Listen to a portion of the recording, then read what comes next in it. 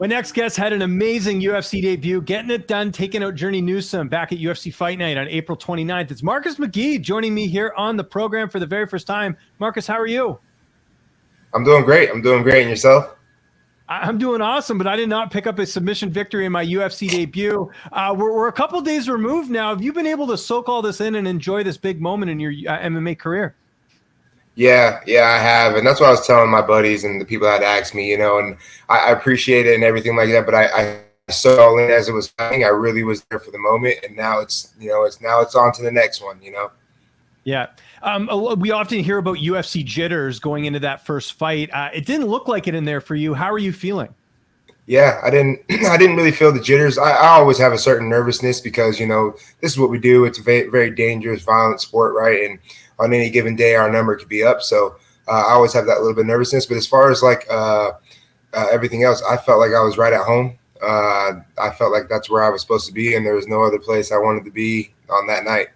Other than a first round finish, could that fight have gone any better? I mean, you don't get paid by the hour, right? Yeah, exactly. Yeah. Other than just, I don't mind getting the submission. I like the idea that I did get the submission. I've really been working on my jiu-jitsu a whole lot. And I really enjoy it even though that striking too. I just like knocking guys out, putting guys on their back. I like being very active and having a really fast fight. For me, I really enjoy that. So those are the things. That's the only thing that could have been better. Maybe it was like a little bit more action-packed, like a kung fu movie. Was there anything about him that surprised you? I know it was short notice. You didn't have a ton of time to prepare, but looking back, was there something maybe you weren't expecting in the fight? No, I mean, I expected the most from him. I expected to fight the best guy I had stepped in against, and I expected all his tools, all his toolkits. His speed was about what I thought it was going to be. Power about the same. Like, really tough guy. I knew that was what I had in front of me that night, so I just knew I had to be ready for it.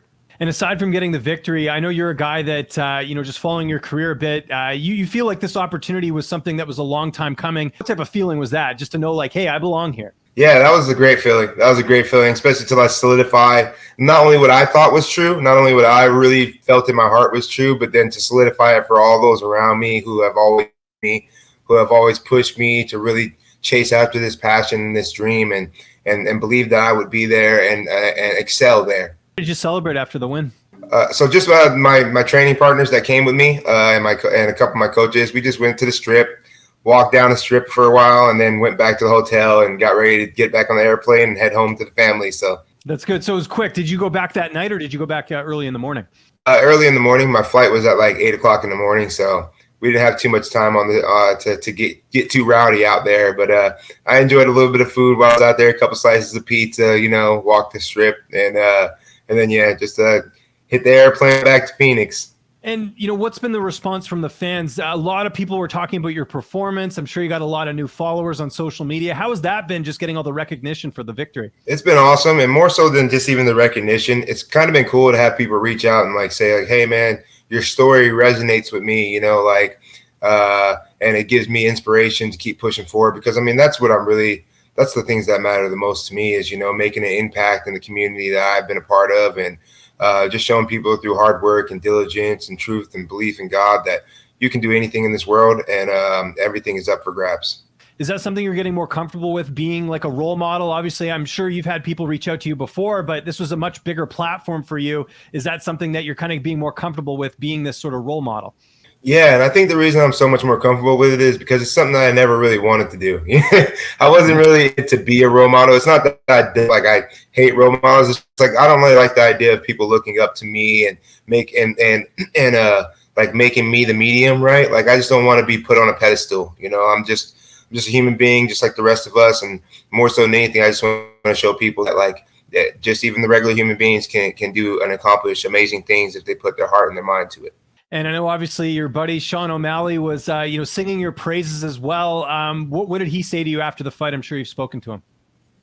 Actually, I haven't got a chance to speak to him yet. Sugar is he's a busy man. Doing all those things he does. I think everybody's always like, oh, he's just partying all the time. I've been doing just half of a quarter of what he's been doing, and the messages and all the people I have to talk to and business and this, that, and the third. He's so busy, so he didn't get back out to me, but I did see his tweets, and I know we'll be running into each other real soon here. And what's it like, being friends with a guy that's so popular and very talented and stuff? And, I'm sure you learn a lot from him, not only from the fighting side of things, but also the branding side of things. He's been a really successful businessman. Yeah, definitely, definitely, and just a good friend. Like it's just been really cool to put myself around just guys like him that are going after their dreams. And again, people that might have discounted him because people doubted him forever until he got to the top, and then now he's at the top. Everybody's like, "Oh, shook this, shook that, shook." They're all over. But I mean, I believed in the guy since he was 18 years old when I first met him, and we developed a friendship way back then, and just having that friendship, that value there is just like really big for me. So it's pretty cool knowing that. But he's just sugar to me. Yeah. Yeah, no, absolutely, man. And again, you came away with a little bit of extra cash there, getting the bonus. What are you going to be spending the money on? My family, that's basically it. Like I'm a big family man. I lived my crazy days. I did a lot of crazy stuff when I was young, and I had kids when I was young too. So these days, I really just focus on trying to be that role model and caring and loving father that I had hoped that I had always had. And that's where like my heart is really like be a good father, be a good husband, be a good community man. Those are like my core values. So yeah, I'm just probably gonna end up trying to take them somewhere and then come back here and get ready for the next one.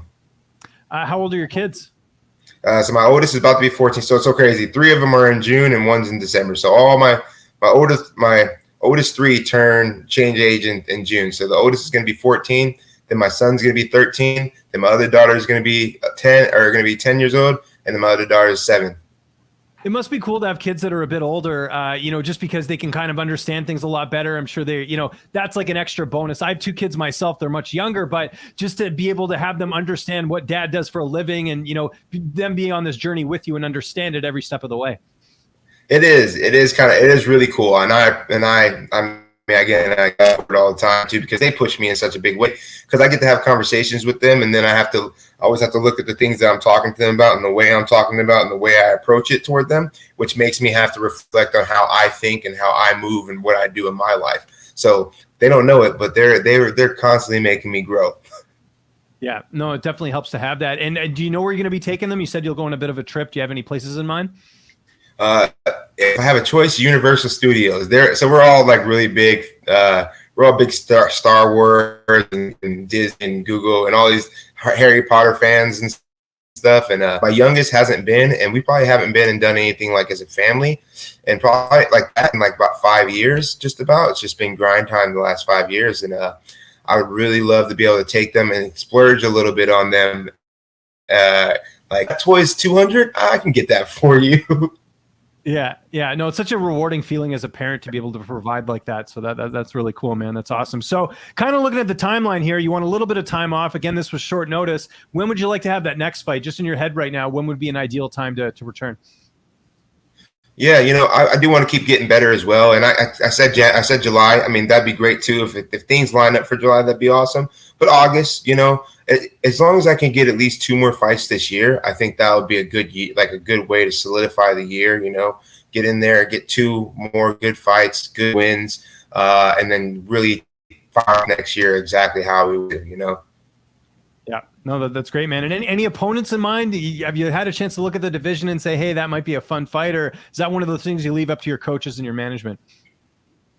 I do leave it up to them for the most part. I've seen a lot of the guys around, and I've even, come into passing with a lot of the guys, and I'm excited to fight all of them, to tell you the truth. I really am, and I respect and appreciate all their skill sets, and I'll be excited to set my skill set across from their skill set. So I know there's a bunch of the guys that know about me too. I'm sure they'll do the calling out part for me, so they can call me out, and then I'll oblige. So that sounds good to me. But yeah, I haven't actually looked and have a name in mind. But if I do come up with a name, I'm going to come up with a cool way to bring it up. There you go. I like the creativity. That's good. Obviously, big fight in your division coming up this Saturday, the title fight, Sterling-Cejudo. Who do you favor? I know you're an Arizona guy, might be leaning that way, but who do you see winning on Saturday for the bantamweight title? If I'm talking about who I see winning, I definitely see Aljamain winning. That's just the way I see it going. I think Aljamain can control the range, control the distance, and he has great grappling as well. I just think his striking has shown off a little bit more. I know that Henry Cejudo is a beast. I'm not sleeping on him at all. He could absolutely come and take this fight, no problem. But if I had to put money on it, I would say Aljamain. I think he has the career striking, and I think he'll be able to deal with the grappling exchanges that Cejudo gives him. What do you got planned for the rest of the week? We talked about the trip coming up that you're going to be planning, but do you got any? Because I know usually, like when you have a fight, although I guess in your case it was short notice, you neglect a lot of things. Are there anything you're looking forward to doing this week? Just getting my house together, getting my house all cleaned up.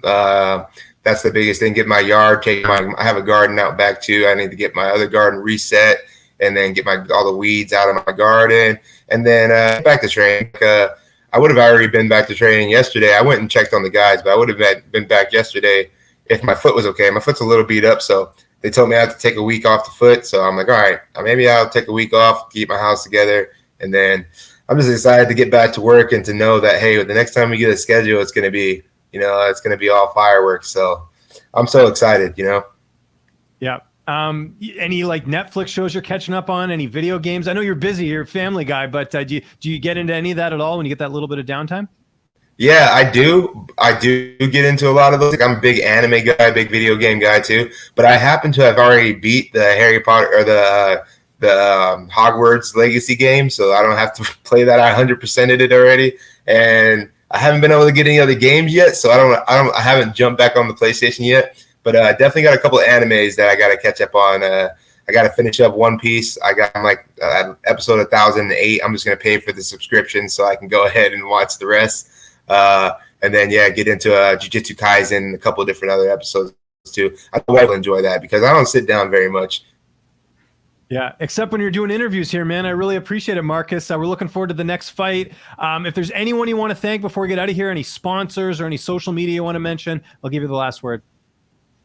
Awesome. Thank you so much. Well, first, I just want to thank you for bringing me on to the show and giving me your tell the people who I am and kind of give them insight on the Maniacs lifestyle a little bit. And then also, I just want to appreciate my training partners over at the MMA Lab and my coaches. Without them, I wouldn't be who I am.